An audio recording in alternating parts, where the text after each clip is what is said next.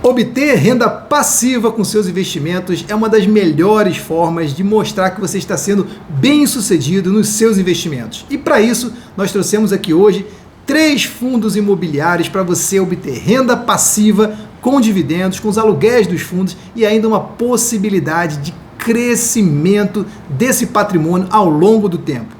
Se você gosta desse tipo de conteúdo, considere curtir esse vídeo lá no final, considere também se inscrever no canal e comentar se você já investe nesse tipo de investimento chamado fundo imobiliário, que é com certeza uma das melhores coisas que você pode fazer na Bolsa de Valores. E para isso eu trouxe aqui o Juan. Juan, muito obrigado por estar aqui conosco. Valeu pelo convite. O Juan é especialista em investimentos aqui da Invest e ele é o responsável pela carteira de fundos imobiliários, para poder escolher os fundos imobiliários. Ele vai falar aqui como é que ele faz e como você separar alguns fundos imobiliários. Vai trazer aqui 3 dos melhores fundos imobiliários que você pode escolher no mercado e ele vai mostrar quais são as técnicas que ele usa, o que ele faz e como é que ele chega nesses fundos imobiliários.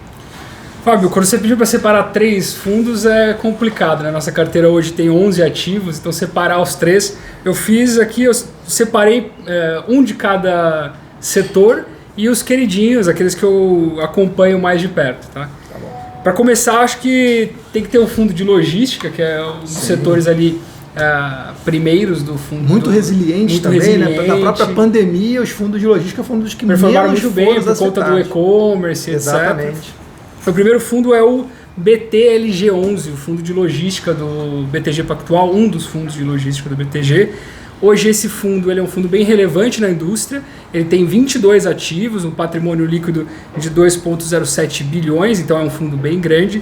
Ele tem uma taxa de ADM de 0,9%, não é muito barato, mas a gente tem outros fundos também caros no mercado, não é isso que vai fazer você ficar de fora desse fundo. Com certeza. Uma das métricas que a gente usa para avaliar o tamanho de um fundo, não é só o patrimônio líquido, principalmente nesses fundos de logística, é a área bruta alocável, né? Então quanto que eles têm de área para alocar. Esse fundo ele tem 666,9 metros quadrados. Legal. Então é um fundo bem grande, além Ou seja, ele é multi-inquilino, tem vários e vários inquilinos, é um fundo grande, tem bastante liquidez, isso é importante para você entrar e sair, e além disso ele tem uma área locável muito grande. 22 ativos, a gente não são 22 inquilinos, né? Porque ele tem um parque de distribuição. Dentro desse parque de distribuição, ele pode ter 10, 20 inquilinos. Sim. Então, quando a gente fala ativos, não é necessariamente a mesma quantidade de inquilinos, tá? Coisa importante desse fundo que eu gosto bastante é a quantidade de contratos atípicos que ele tem.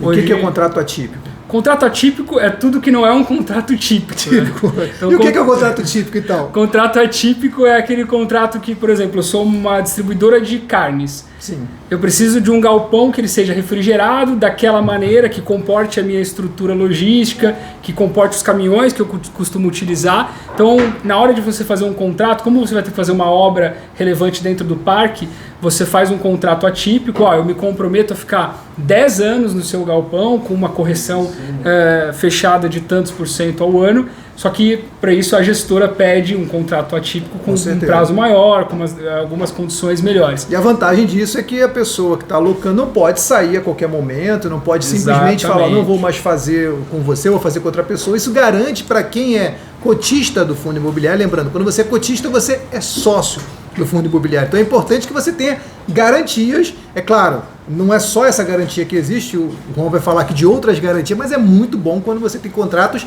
atípicos, que é o caso do BTLG. Você dá mais previsibilidade para a carteira do fundo. Né? Com certeza. Outra coisa bem importante desse fundo, que tem sido um tema bastante discutido em quem analisa fundos imobiliários recentemente, é a questão da alavancagem financeira. Sim. Porque principalmente agora que a gente passou por um momento ruim de mercado, que os fundos não estavam conseguindo fazer captação, é importante você analisar sempre a alavancagem do fundo. O que seria a alavancagem, né? Como ele não consegue emitir novas cotas a mercado para aumentar o seu fundo, ele emite uma dívida a mercado. Sim. Essa dívida entra como um passivo dentro do fundo, só que esse passivo ele precisa pagar em alguma hora. Então é sempre importante, quando a gente está avaliando o fundo imobiliário, olhar a alavancagem do fundo. Daqui a pouco o Juan vai falar também sobre os fundos de papel, que são esses fundos que emprestam dinheiro para outros fundos para poder... Que eles podem comprar, inclusive... E aí depois eles compram um do outro. Isso é muito importante, pessoal, porque a gente teve, em uma certa época, os fundos imobiliários emitindo muito, fazendo novas subscrições, umas atrás das outras, e aí ele ia se captando, crescendo, e você tinha que escolher e você tem sempre que escolher se você vai participar ou não. Hoje o mercado está um pouco mais difícil de fazer essa emissão. Às vezes o fundo quer emitir e o preço que ele vai emitir não está bom, está maior do que o preço de mercado. Por que eu entraria nessa subscrição nova, nessa emissão nova, se no mercado eu compro mais barato? E aí o fundo acaba cancelando e não consegue fazer uma nova emissão. Boas gestoras, elas têm esse cuidado de não fazer uma emissão nova com o preço de mercado abaixo do preço de valor patrimonial. Sim. Porque aí você machuca muito o cotista que já tem, que já é sócio. Fica chateado, né? O cara fica chateado, né? A gente liga lá no RI. Fica chateado. Falando sobre a alavancagem do BTLG, ele tem hoje 13% de alavancagem, uma alavancagem bem baixa. Legal. Em comparação ao restante do mercado, com uma taxa média de IPCA mais 5,91. Então, se a gente comparar com o que a gente tem de taxa hoje no mercado, um fundo que está com uma alavancagem de 13%... Praticamente título do Tesouro, né? Exatamente, você tem NTNB pagando muito mais do que isso. Então a gente avalia que, além da alavancagem ser baixa e o fluxo de pagamento ser adequado, a gente acredita também que essa taxa é relativamente confortável para o tamanho do fundo. Tá? Com certeza. Falando de pagamentos agora, que é o que todo mundo quer saber. Esse fundo ele costuma pagar 73, 72 centavos por cota no mês.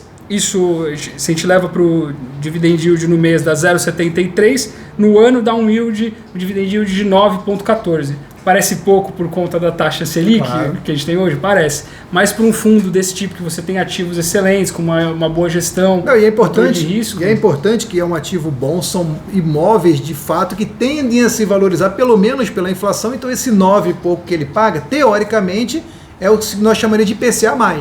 Porque ele é a valorização do imóvel mais esses 9%. Então ficaria um excelente rendimento, lembrando que esse rendimento de 9%, teoricamente, é sem imposto de renda. E isso faz com que você tenha um ganho real de 9% ao mês na sua carteira e ainda possa ter a valorização do fundo, já que é um fundo de tijolo. Falando de valorização, né, de fundos baratos, esse fundo não é um fundo tão barato, até porque ele é um fundo mais seguro, é bem conhecido pelo mercado. Ele está operando hoje numa relação de 1,03 de preço-valor patrimonial. Se a gente comparar com os pares que a gente tem de mercado, ele não está tão barato assim. Mas recentemente ele amortizou uma das dívidas que ele tinha, diminuiu ainda mais a alavancagem, isso faz com que a gestora tenha mais caixa para conseguir pagar mais dividendo. Bacana. Então a gente acredita que, apesar de não ter tanto upside assim com preço, essa recorrência e o fato dele ser muito seguro faz ele ser um dos queridinhos hoje do nosso portfólio. Bacana. Então é um fundo que está ali num preço bom, está num dividend yield bom, tudo razoável, nada extravagante, mas que traz uma segurança para quem pessoalmente tem medo de entrar num mercado. Se for para escolher o primeiro fundo ali, tô com medo, compra o BTLG que você vai mais tranquilo. Tá? Bacana, então. Mais o quê? E aí o segundo fundo que eu acho importante ter, foi um tema durante a pandemia, que acho que foi os fundos que mais bombaram, é os fundos de recebíveis, né? Recebíveis. E o que eu escolhi foi o RBRR11. Boa. É o fundo da RBR, que é uma excelente gestora também, super renomada no mercado. O fundo hoje está com 1,12 bilhões de ativos sob gestão. Bem grande. Isso dividido em 42 ativos diferentes. Tá? Eu falei de fundo caro, né? Ele custa 0,95% ao ano na taxa de administração, não é tão barato assim. Tá bom. Mas, de novo, isso se compensa pela qualidade do ativo. Tá? Com certeza. Hoje, que é importante a gente observar, tá? Ele tem, desses 42 ativos, 20% é atrelado ao CDI e 80% atrelado à IPCA. Então, todos os ativos que tem aí na carteira, 80% corrige IPCA e 20% corrige CDI. Geralmente CDI mais, né, alguma coisa acima do CDI ou alguma coisa acima da inflação, ou seja, você vai estar sempre com uma correção desse rendimento baseado na sua taxa de inflação, ou seja, um ganho real também. Eu falo que esses fundos de crédito eles são uma excelente opção para quem quer comprar crédito privado, mas não tem tanto patrimônio assim, você não consegue diversificar tanto o seu portfólio. O que é crédito privado nessa crédito questão? Crédito privado é emissão de dívida das empresas, né? Crédito privado aqui no caso... Os exemplos mais comuns que a gente tem, então, no mercado são os CRIs e os LCIs, né? Exatamente. No caso do fundo imobiliário, geralmente é CRI ou LCI, que são entrelados ao mercado imobiliário, que você pode sim comprar diretamente, mas os fundos, eles muitas vezes, se você é uma pessoa física que não tem um portfólio grande, por exemplo, aqui na Invest a gente tem um portfólio grande, tem bastante condições de comprar CRI, para LCI diretamente, você acaba pegando taxas muito maiores. Mas uma pessoa física comum muitas vezes não tem. E aí vai ao mercado e não consegue as taxas que uma gestora como a gente, ou como, por exemplo, um fundo desse, consegue no mercado. Uma pessoa física hoje no mercado e tomar... Vou dar um passo atrás aqui. Com o preço que ele está negociando hoje de R$ 90,69, antes de eu sair da minha mesa eu conferi, é como se eu estivesse comprando um título pagando IPCA mais 7,85. Ótimo. Qualquer pessoa física que for agora na corretora buscar um título de IPCA mais 7,85 vai ter muita dificuldade de encontrar um ativo com essa qualidade de crédito aqui. Então, por isso que, para quem quer comprar crédito privado, não consegue diversificar, você vai ter que tomar muito risco, né? Por exemplo, emprestar dinheiro para empresas como Via Varejo, que é uma empresa que não é ruim, mas que tem Americanas, que acabou acontecendo o que aconteceu. Então você tem muito mais risco no mercado para poder ganhar uma taxa dessa do que através do fundo imobiliário. Então a vantagem de comprar um ativo como esse, você está comprando 42 tipos de créditos diferentes. Com uma taxa muito boa.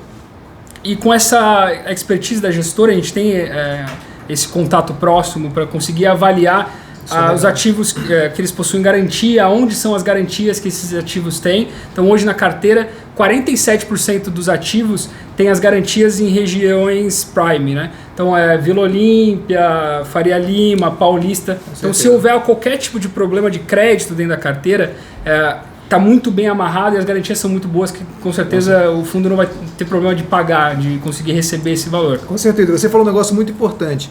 Conhecer a gestão, conhecer o gestor. E aqui a gente acaba tendo o privilégio de conhecer de fato, de fazer call, de fazer conversa, de ir lá, tomar um cafezinho, entender o que eles estão fazendo para saber se realmente aquele fundo imobiliário é um fundo seguro. Mais do que olhar número, pessoal, é importante você olhar a qualidade. A gente sempre fala que tem aspectos qualitativos e quantitativos. Nesses sites que você vai conseguir ver, que é o site que eu mesmo vejo bastante, que o Juan também vê, você tem bastante a parte quantitativa, mas a parte qualitativa é mais difícil. Você vai pegar alguns números e você vai conhecer, bater papo, pedir para o gestor te explicar o que ele está fazendo, e isso aí é um diferencial gigantesco. O que está fora do papel, que a gente consegue divulgar aqui sobre esse fundo. Por exemplo, a RBR ele tem um AUM hoje de 7,5 bi. Ela estrutura muito crédito também. E aí nessas conversas, principalmente quando deu problema com a Americanas, a gente ficou preocupado com essa questão de crédito, a gente fez uma revisão do nosso portfólio. O que o pessoal da RBR sinalizou para a gente é que, como eles têm essa capacidade, esse tamanho de gestora, eles conseguem girar muito bem a carteira do fundo. Com certeza. Então a gente viu uma abertura dos spreads muito interessante. Então a gestora conseguiu, se eu origino os créditos que eu tenho dentro da minha carteira e se eu tenho uma gama onde eu consigo fazer essa reciclagem do meu portfólio, esse problema que a gente teve no mercado de crédito foi excelente para eles. Que eles conseguiram reciclar, aumentar a qualidade do portfólio e aumentar a rentabilidade. Então é uma coisa que você consegue saber de fato falando com a gestora, estando próximo no dia a dia. Bacana. Vamos lá, qual o próximo? E o último, para fechar, esse aqui, um pouco de pimentinha na carteira, sabe? Que tem que ter um setor que durante a pandemia também, até pouco tempo atrás, sofreu muito, que é o setor de real estate, né? Setor de lajes corporativas. E o que eu escolhi foi o RCRB11. Os prédios ficaram vazios por causa da pandemia, o pessoal começou a achar que o home office ia ser a única modalidade possível no mundo, e aí começou a ter um barata-voo aí, todo mundo desesperado, o que ia acontecer com as lajes corporativas, e hoje está voltando devagar, ainda não está naquele momento que estava antes da pandemia, mas eu vi que você escolheu uma aí, o que você acha desse? Que a gente foi muito feliz, qual era o cenário pré-pandemia, né?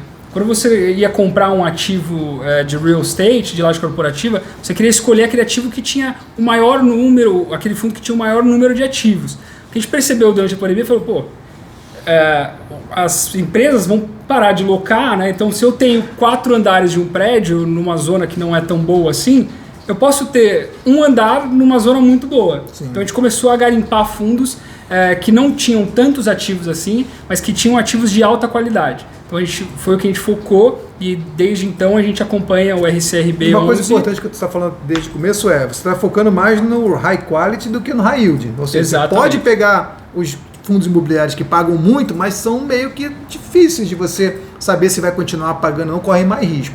Você está escolhendo aqui alguns que pagam um pouco menos, mas que tem uma qualidade melhor para poder novamente manter uma tranquilidade para quem está investindo. E a qualidade ela nem sempre se reflete no preço, e é o caso aqui do RCRB11, que apanhou muito durante a pandemia. A gente viu ele, obviamente, com uma vacância muito alta, mas ele estava muito barato em relação aos seus pares também. Sim. Então, hoje, para dar alguns dados do fundo, ele tem 9 ativos e 25 inquilinos. Então são 9 ativos, eles têm preferência em ter prédios inteiros, mas nem todo o portfólio deles são de prédios inteiros. Eles cobram uma taxa de 0,7% ao ano de administração. É o mais baratinho desde os três. E é o mais baratinho, e também isso foi derivado também da pandemia. Sim. Com uma alavancagem também muito baixa, que a gente comentou lá atrás, uma alavancagem de 14%. Isso aqui é difícil a gente ver nos ativos de real estate. Sim. Um ativo com alavancagem baixa como essa, também com uma taxa de IPCA mais 6,4%, então é um ativo que o fluxo de caixa deles está relativamente tranquilo. Legal. A gente acompanha eles desde que eles tinham uma vacância de 25%, 26%.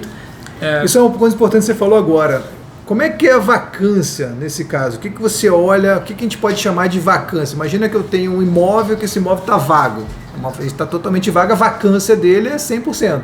Nos fundos imobiliários acontece isso, tem como chegar a 100% de vacância, ficar totalmente vazio. Como é que os fundos imobiliários lidam com isso? Ou o que seria uma vacância significativamente Para boa? fundos de laje corporativa, a vacância ela é o maior desafio, sem dúvida nenhuma. Prédio vazio, você tem que continuar pagando IPTU, você tem que continuar pagando a manutenção, etc. Então, você analisar não só o porquê dessa vacância, mas analisar a qualidade dessa vacância.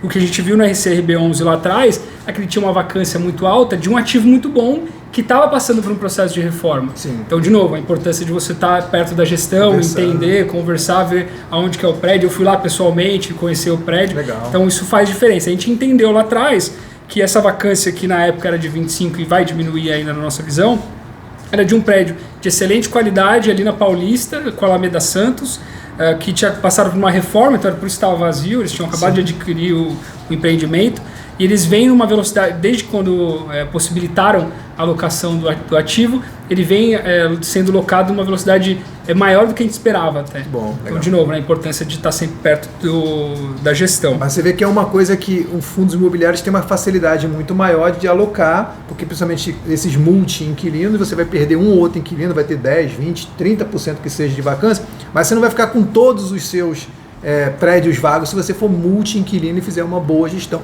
Isso é muito importante para quem quer viver de renda. Porque, primeiro, se eu estou com o meu imóvel e ele está vazio, eu não estou recebendo nada. Fundo imobiliário, isso dificilmente vai acontecer, principalmente porque você vai diversificar os fundos imobiliários e os fundos imobiliários vão diversificar os seus inquilinos. Isso já te garante pelo menos 80%, 85% da sua renda todo mês. E ainda corre o risco de acontecer isso que o Juan falou. Você pegar um fundo imobiliário que está hoje pagando menos, mas que você tem perspectiva de que ele vai aumentando esse yield, esse aluguel, e que o seu yield vai ficando cada vez maior. Então o fundo teoricamente fica barato, e aquilo que a gente quer no mercado sempre, né? Eu quero comprar bons ativos a bons preços. E aí é o que a gente está encontrando aqui. Falando de aluguel, ele está pagando ali na média 74 centavos, mas ele está negociando também a 144, que dá um yield para ele anualizado de 6,3%, mas é 6,3% com uma vacância de 16,9%. Exatamente, se ela diminuir... Se continuar no ritmo que tem sido, nos últimos meses ela vem locando muito rápido, se continuar diminuindo essa vacância, muito provavelmente esse aluguel aqui vai melhorar bastante. Por isso que a gente fala que é a pimentinha. Sim. Não é certo, mas a gente vem fazendo essa diligência, acompanhando o fundo, a gente acredita muito no potencial desse fundo. Ele já subiu bastante, acho que vale ressaltar, ele subiu 17% esse ano só, mas ele saiu de uma vacância gigantesca para uma vacância que ainda é alta, mas é de 16%. E se a tendência se a vacância diminui, o fundo vai cada vez aumentar mais o seu novo, preço. O mercado também não é tão eficiente assim para refletir no preço, né?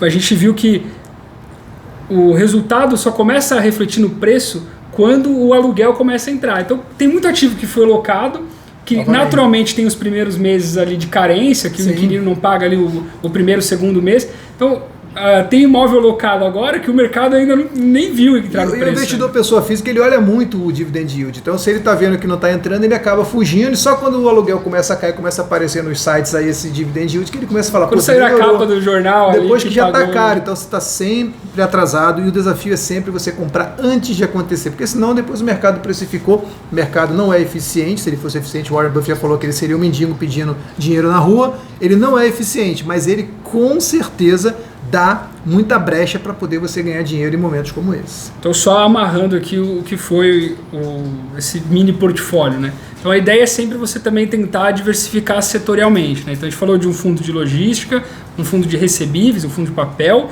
e um fundo de real estate. Então, corporativo. com esses 3 fundos, para quem está começando a montar um portfólio, quem quer começar a estruturar uma carteira um pouco mais avançada de fundo imobiliário, acho que essas 3 escolhas são bem seguras. Show de bola. Juan, muito bom. Pessoal, vejam, a gente fez aqui uma escolha de 3 fundos imobiliários que já protegeriam o seu portfólio, porque tem vários ativos dentro dele, que é melhor do que você gastar todo o seu dinheiro em um ativo, só correr um puta risco daquele negócio ter um problema, desvalorizar e não alugar. E essa é a principal vantagem dos fundos imobiliários, fora o rendimento que costuma ser muito maior do que você consegue por aí e principalmente a isenção do imposto de renda em todos esses aluguéis que a gente ouviu aqui, todo esse dividendo ele vem sem imposto de renda, o que é maravilhoso. Juan, muito obrigado aí pelo seu portfólio. Obrigado a você pelo convite. Eu acho que é bem legal trazer pessoas que estão no mercado, assim como o Juan, fazendo essa gestão de carteira. E se você quer mais vídeos como esse, não esquece de comentar aí. Não esquece de comentar se você gosta desses fundos imobiliários. Se você ainda não curtiu esse vídeo por qualquer motivo, curte agora. Já segue o canal do Seu Mordomo Financeiro. Meu nome é Fábio, sou Seu Mordomo Financeiro e até o próximo vídeo, pessoal. Um abraço. Tchau, tchau.